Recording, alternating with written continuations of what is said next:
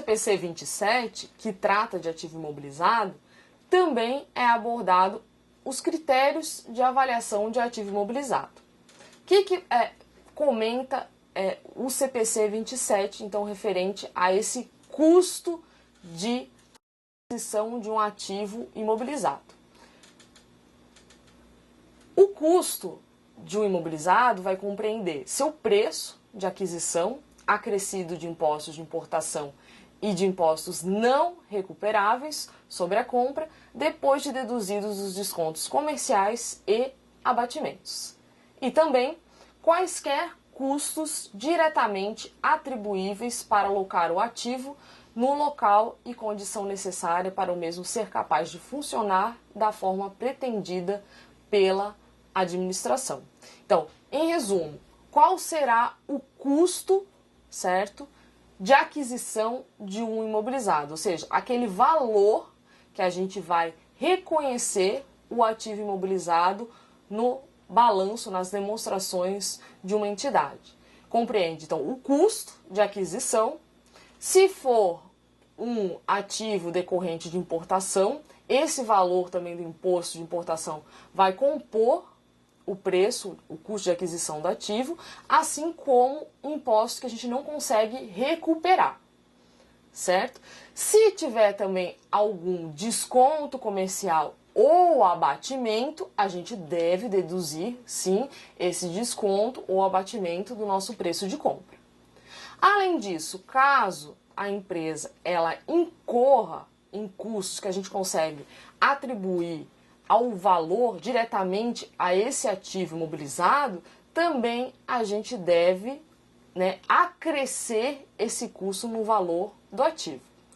Exemplos de ativos, de custos em relação a esse ativo, por exemplo, de instalação, montagem, frete, algum seguro obrigatório para que o bem ele chegue nas instalações da empresa, a gente vai então contabilizar acrescendo nesse custo de aquisição do ativo imobilizado. O que não entraria nesse custo atribuível ao ativo? Seriam aqueles gastos com propaganda ou gastos adicionais que não estão atrelados diretamente a esse ativo, ao seu funcionamento. No slide é apresentado um esquema de como a gente pode, então, reconhecer o valor de um ativo imobilizado. Então, inicialmente, teríamos o valor de aquisição, que vai incluir impostos não recuperáveis, assim como o imposto de importação, menos descontos e abatimentos, juros dos pagamentos a prazo, ou seja, o valor dos juros, quando a gente faz alguma aquisição a prazo, eles não vão incorporar o custo do ativo. Então, a gente deve, primeiramente, o quê? Trazer aquele valor futuro referente ao pagamento a valor presente e excluir essa parcela também dos juros. Mas aqueles gastos diretamente atribuíveis ao ativo, por exemplo, mais frete, comissões, desembaraço de importação, custos de preparação do local, entrega, armazenagem, instalação e montagem e também custos com teste para verificar se o ativo ele está funcionando da maneira adequada para a utilização nas operações da empresa. Na sequência, vamos apresentar um exemplo de como seria então a contabilização, certo? No momento da aquisição de um ativo imobilizado. Ou seja, ilustrando que o valor do ativo imobilizado ele vai ser composto pelo custo de aquisição do ativo e demais gastos que a empresa incorrer, certo? E que forem atribuíveis diretamente a esse ativo. Lembrando que custos de empréstimo, ou seja, juros, não vão englobar o valor do ativo imobilizado, assim como despesas com propaganda, marketing, referente à empresa em relação àquele ativo imobilizado da empresa. Bom, então vamos ao exemplo. Em outubro do ano corrente, a empresa Botafora S.A. adquiriu um equipamento para auxiliar no controle de sua produção à vista por meio do cheque do banco XXX, pelo valor de R$ 7.000.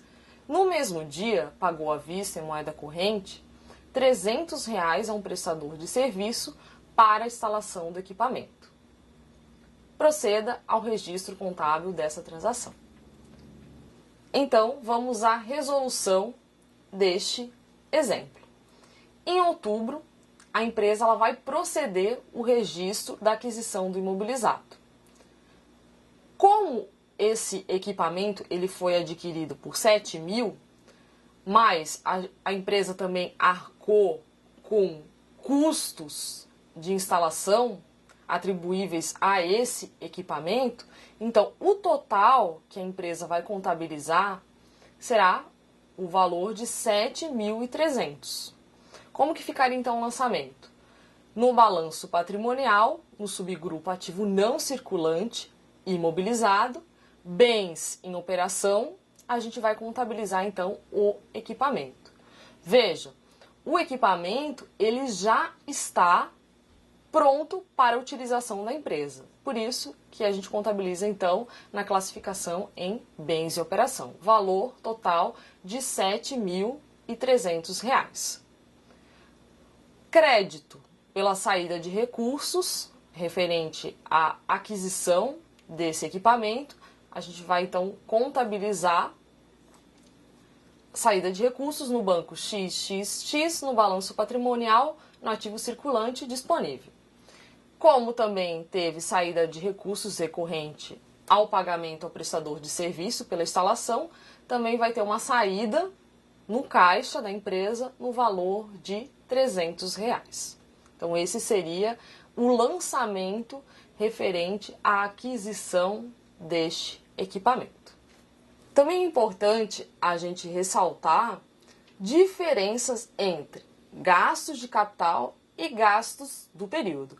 Por quê? Porque dependendo do tipo, da característica desse gasto, a gente vai contabilizar no ativo ou não. Então, se caracterizar como um gasto de capital, a empresa ela vai atribuir esse gasto ao valor do ativo imobilizado, ou seja, vai acrescentar esse gasto no valor de custo de aquisição do ativo. Por outro lado, se for um gasto do período, ou seja, todo o exercício social, a empresa ela incorre em gastos para manutenção do equipamento, de uma máquina, de um veículo, esse gasto ele não vai poder ser contabilizado como ativo na empresa, porque é uma coisa rotineira que acontece na empresa, certo? Vai usar por um exercício social, ou seja, não atende o conceito especificado pelo CPC 27, que tem que usar, para ser considerado um ativo imobilizado, a empresa deve utilizar por mais de um exercício, por mais de um período. Então, quando se caracteriza como gastos do período, a gente deve reconhecer como despesa na empresa, ou seja, contabilizado na demonstração de resultado do exercício. Então, vamos à diferenciação entre gastos de capital e gastos do período apresentado pelo Manual de Contabilidade Societária. Gastos de capital são os que irão beneficiar mais de um exercício social e devem ser adicionados ao valor do ativo imobilizado. Exemplos: custo de aquisição do bem, custo de instalação e montagem.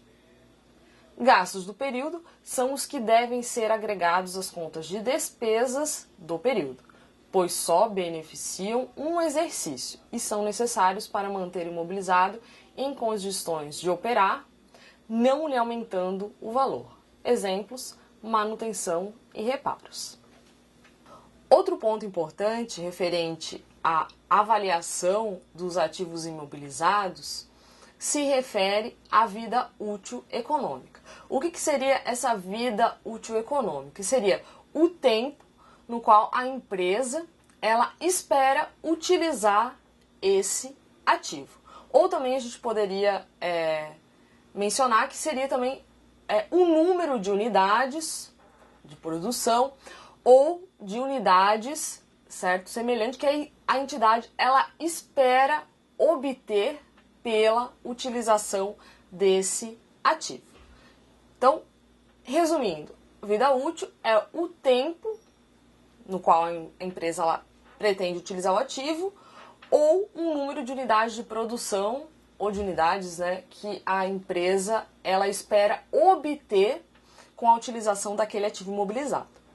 Bom, essa vida útil econômica é importante porque ela vai ser a base do quê? Da depreciação dos ativos imobilizados, com exceção de alguns itens do imobilizado que não sofrem depreciação, como, exemplo, os terrenos.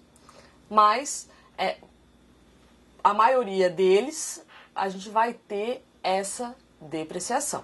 O que seria a depreciação? É o consumo, utilização do benefício econômico ou o reconhecimento da perda do valor econômico do bem em função de sua utilização ou obsolescência. De que forma a gente pode reconhecer a depreciação do imobilizado? A gente pode reconhecer como custo de produção, se o imobilizado ele faz parte do processo produtivo, ou também como despesa, se o imobilizado ele fizer parte da área administrativa, ou seja, algum equipamentos, móveis que são utilizados na parte administrativa. Se for utilizado, por exemplo, máquinas para produção, equipamentos ou alguma prestadora de serviço que utiliza veículo para entrega de prestação de serviços ou também para entrega de produtos, a gente contabilizaria como custo de produção. A depreciação, ela vai passar a ser registrada a partir do momento que o ativo ele esteja em condições para ser utilizado nas atividades da empresa. Por exemplo, se a empresa comprou uma máquina, a máquina já está instalada, é a partir daquele momento no qual ela está pronta para uso que será calculada a depreciação, certo? Caso a máquina ela esteja na empresa, mas ela não foi instalada ainda, porque ela necessita de um técnico especializado que realize essa instalação, não será calculada a depreciação. Referente aos métodos de depreciação utilizados pelas empresas. Um método empregado, ele deve refletir o padrão de consumo pela entidade dos benefícios econômicos futuros proporcionados pelo ativo. Como exemplo, a gente cita o método das cotas constantes, geralmente é um dos métodos mais utilizados pelas empresas.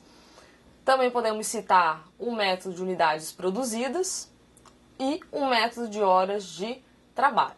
Ou seja, esses últimos métodos refletiriam a utilização desse ativo imobilizado, de uma máquina ou equipamento, ou seja, a quantidade de unidades ou horas produzidas. Geralmente, no início da vida útil de um imobilizado, ele teria o quê? Uma depreciação maior, porque esse ativo imobilizado, essa máquina, esse equipamento, ele estaria sendo utilizado de forma mais intensiva pela empresa. Já, por exemplo, uma máquina, equipamento no final de sua vida útil já teria uma depreciação menor.